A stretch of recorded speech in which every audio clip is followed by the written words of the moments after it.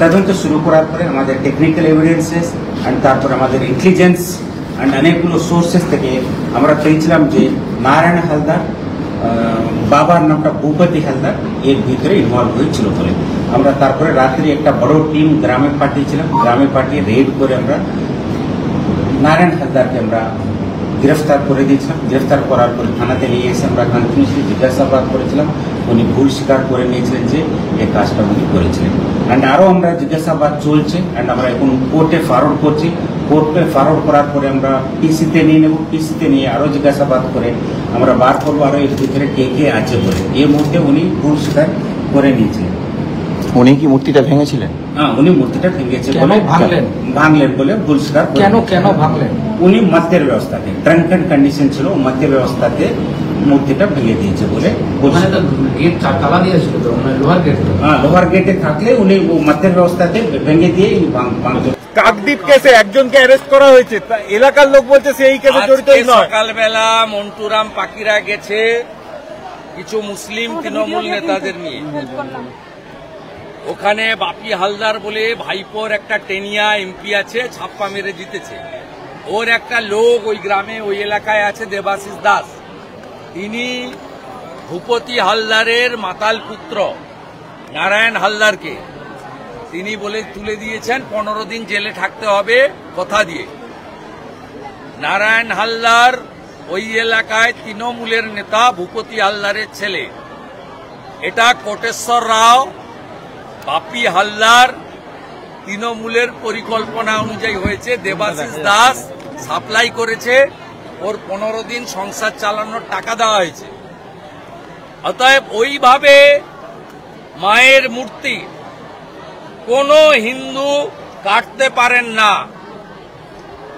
আমি দাবি করছি কোটেশ্বর রাওকে প্রেস কনফারেন্স করেছেন আপনি, দায়িত্ব আপনার। আপনি এনআইএ কে দিয়ে দেন। এনআইএ যদি বলে নারায়ণ হালদার করেছে, আমরা যে অভিযোগ গত 2 দিন ধরে করছি প্রত্যাহার করব।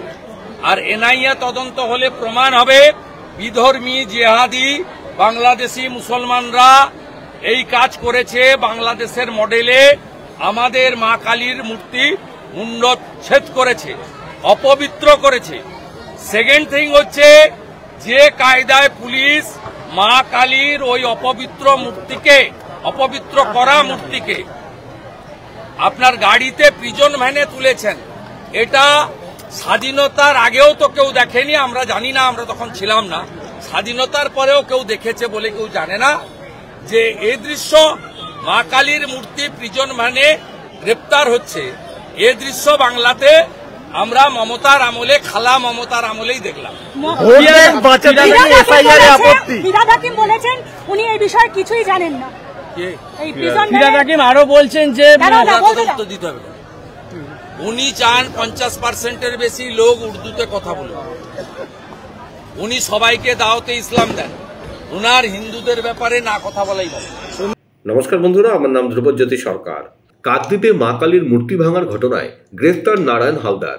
এলাকার মানুষজন বলছে সেই ব্যক্তি এই ঘটনার সাথে জড়িতই না, তৃণমূলের পরিকল্পনা মাফিক এই ঘটনাকে সাজানো হয়েছে। গুরুতর অভিযোগ করছেন শুভেন্দু।